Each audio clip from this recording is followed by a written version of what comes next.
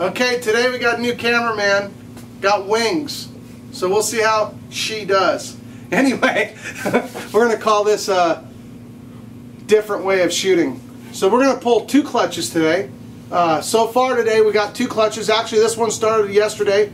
This is Super Sunday clutch, finished in the middle of the night. And then we have another clutch started this morning. Did she have eggs out when you got here? Yeah.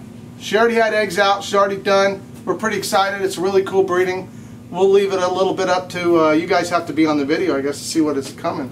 So we're going to pull this clutch right now, and then Tim's going to go down there and grab that other one. And we're going to try to get this all going and try to keep this video under 4 hours. I better shut up and get to work. Better watch out. She's not nice. She's not nice, and I have to give her my arms. You can help me. I won't be mad. Higher, higher, higher.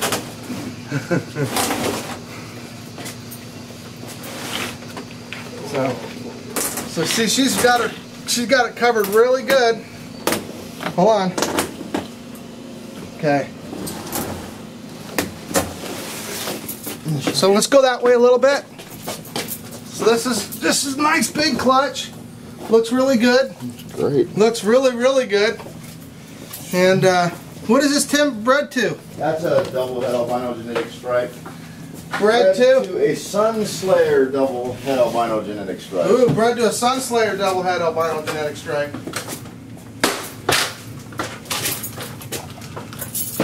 This one's way up here in the.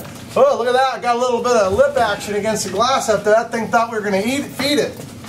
No rockets for you.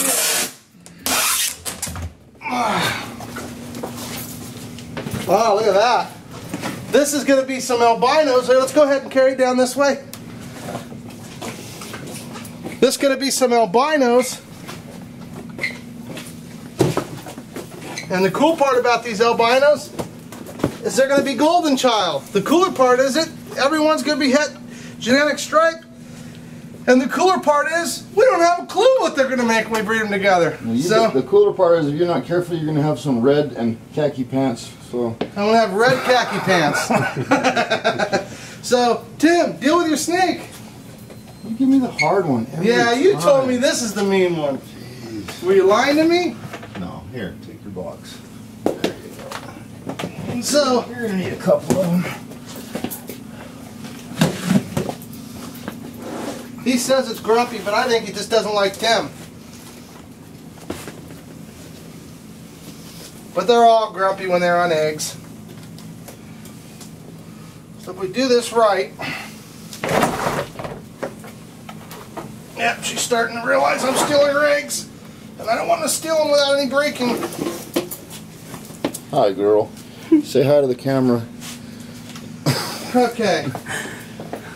Where did my glass go? What do you need it for? I want to put the snake away. I'll be there for you. Hang on. Oh, sure you will. I give him the tame snake, he steals my glass to make it more interesting. Oh, look at that. That's a beautiful clutch of eggs. There's a couple slugs in the other clutch. Yeah. We're trying our best here to let this girl not get too upset at me.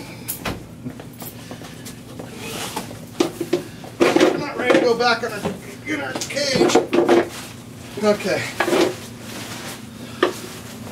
I don't know if we can get that in that easy. So, hang on to that. So, what kind of snakes are these? What kind of snakes are they? Yeah, you need head genetic stripe and a genetic stripe albino bred to a sunfire. I mean, bred to a golden child purple. So we're gonna have purple golden childs and lavender golden childs, 100% het G stripe. Now, how do you say all that? Come on over here, Mr. Guy. You're here for a purpose. Well, it's the same, but you can say it in Spanish. Okay, everybody, listen. He's going to tell all you people that live in the beautiful land of Mexico, where I like to vacation. Es head para genetic stripe y cruzado with what? Golden child. This pet was bred to a Sunfire Slayer, a Sun Slayer head albino. Is what we bred it to. A Sunfire, Slayer, Het, Sorry, come on. genetic stripe. Yeah. Say that in Spanish twice. It's the same, but it's just como son nombres se dicen igual en inglés y español. If he's making fun of me, it's all true. So, Tim, why aren't you pulling your eggs? I'll get to it. Uh-oh, he's playing glass over there. See, I told you he doesn't like Tim. It was fine for me, huh, guys? You're being fun. Oh, these eggs are super glued together. I'm having a hard time getting them off. When you're pulling them apart, you gotta be really careful. Cuando quita los huevos tienes que tener mucho cuidado porque han estado más de un día con la hembra. Entonces se pegan muy duro y tienes que tener mucho cuidado. You got 43, 44 there? Tell them when they're glued together real good like this is a good sign. Cuando están bien pegados es buena señal. If they come apart and they're grating, that means the female was probably unhappy and didn't want to lay her clutch right away. Si se despegan muy fácil quiere decir que la hembra no estaba contenta y que no quería poner los huevos. So this is a good sign that she laid her eggs when she wanted her to. They weren't overdue. Everything was good. Quiere decir que todo salió muy bien porque la hembra puso los huevos cuando quiso. We have a female up top that should have laid a couple days ago. And there's a good possibility those eggs will probably be graining. Hay una hembra que ya pasó de la fecha y parece que los huevos van a salir un poco verdes que ya se tardó. But sometimes we think they're late and they're not. Pero a veces no calculamos bien la fecha de puesta y ojalá y no. Temperature has a lot to do with how long it takes. La temperatura tiene que ver mucho con la puesta, la fecha de puesta. A lot of variables. Muchas diferencias. We actually been doing this long enough we try to think there ain't that many variables, but no matter what, there's still variables.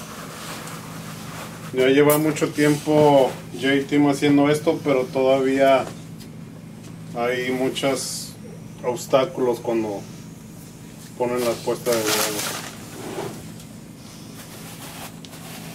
So, how many you got there, Tim? 17.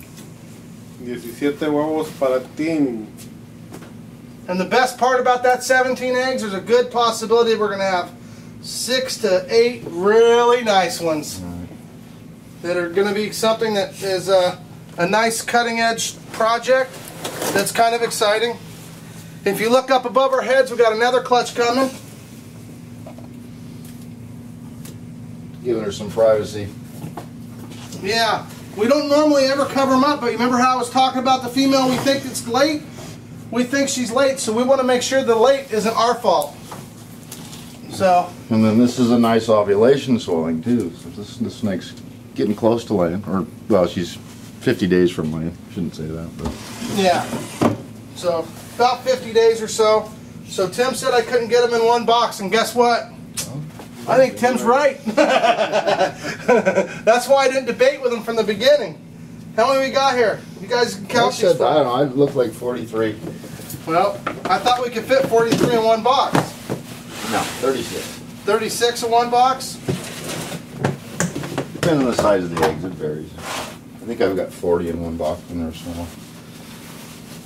And that one's about done. I like full boxes, not just because it's a lot of eggs, but they incubate really nice that way. How many you got in there, Tim? We'll find out.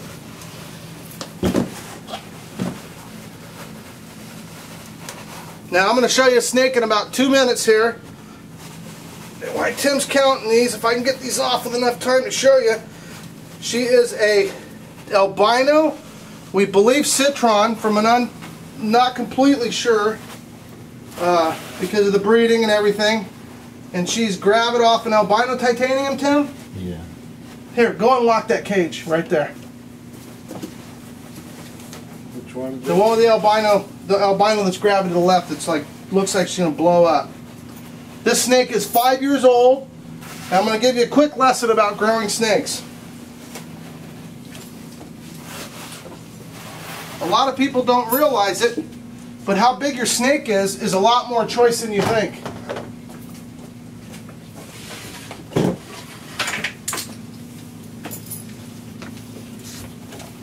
This snake here, she's a little grumpy for some reason. Guess how many eggs are there? Huh? Guess how many eggs? 42. 43. You cheater. So this here is a 5-year-old animal, or is she 6? Tim? She was born in 06. She's an 06, and she probably, when she's done laying, she'll weigh about 30 pounds. So she's pretty less heavy. Than that. Less than that, 20. Like 20, 25 max. Now, but that's all full of eggs right there. So when she gets done laying, she'll probably lay 20, 22 pounds. She's kind of grumpy. She's not usually very grumpy, but she didn't bite at me. So 22-pound mainland. And guys, she's healthy. She breeds, she's a good breeder. She does everything we want her to. All we did is we fed her once a week, reasonable sized meals. A lot of our snakes that are giant Twinkies, you can't make Twinkies unless you spend your day one and you have a dream of a Twinkie, and you better have the genes for a Twinkie too. All this idea that they talk about these snakes getting 30 feet, I've been doing this for almost 27 years, and I love big snakes, and I dreamt about a 30-footer, and they never going to happen. No matter how hard you try, as you can see, I have a few animals to work with. Now, if you want your snake big, all you got to do is feed it heavy. The funny part is, even the dwarf cross stuff, if you feed it heavy enough, you can still get it to be pretty good size. It'll never be 20 feet, but it'll be a big 14-foot snake if you feed it heavy enough, and that's just because of you guys. So the truth of the matter is, even the mainlands can stay small, and the dwarf stuff can get pretty good size if you feed it like 3 times a week, huge meals. So it's a little bit on your court how big you get these guys. So anyway, take care, guys. Hope you enjoyed the video. Did it a little bit different, and I hope you liked it. Hopefully you learned some stuff. Hasta la vista. Hasta la vista, señoritas, señores.